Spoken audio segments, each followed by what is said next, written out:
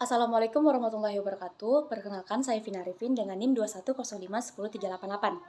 Di sini saya akan menganalisis kasus tentang desain tata letak sirkuit terpadu, yang dimana saya akan membahas tentang desain USB 3.0 keluaran Intel, yang jadi kontroversi karena awalnya Intel belum mau menjelaskan spesifikasi USB 3.0-nya itu, sehingga dianggap oleh para pesaing AMD dan Nvidia akan melakukan monopoli.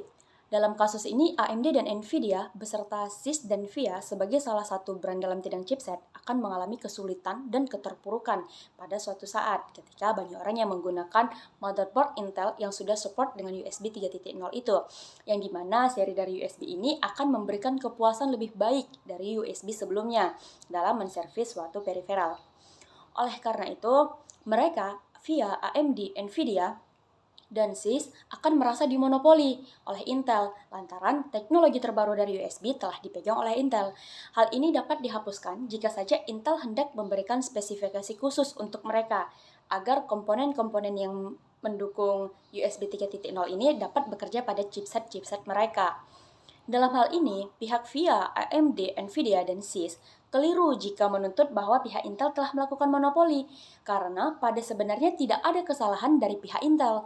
Berdasarkan Undang-Undang Nomor 32 Tahun 2000 tentang desain tata letak sirkuit terpadu, yang selanjutnya disingkat DTLST, pasal 1.6, yaitu hak DTLST adalah hak eksklusif yang diberikan negara Republik Indonesia kepada pendesain atau hasil kreasinya untuk selama waktu tertentu melaksanakan sendiri dan memberikan persetujuannya kepada pihak lain untuk melaksanakan hak tersebut.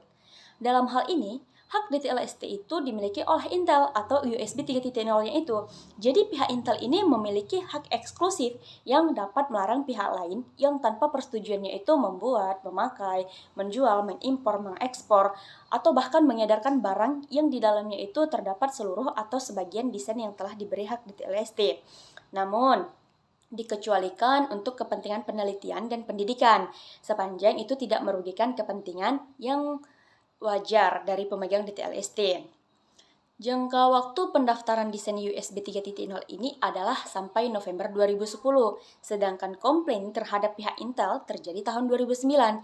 Jadi pada dasarnya pihak Intel tidak bersalah dan tidak perlu mengklarifikasi apapun, karena setiap hasil karya DTLST jangka waktunya selama 2 tahun dan pihak Intel ini tidak melanggar undang-undang itu.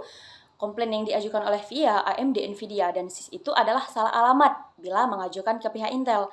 Karena selain Intel belum lewat batas waktu pendaftaran, pempublikasian itu akan diumumkan oleh Direktorat Jenderal HKI, yang merupakan sebuah unsur pelaksana Kementerian Hukum dan Hak Asasi Manusia Indonesia yang mempunyai tugas merumuskan dan melaksanakan kebijakan dan standarisasi teknis di bidang hak kekayaan intelektual, termasuk DTLST, yang diumumkan dalam berita resmi DTLST. Mungkin hanya itu analisis saya mengenai kasus ini. Wabillahi taufiq wal hidayah. Wassalamualaikum warahmatullahi wabarakatuh.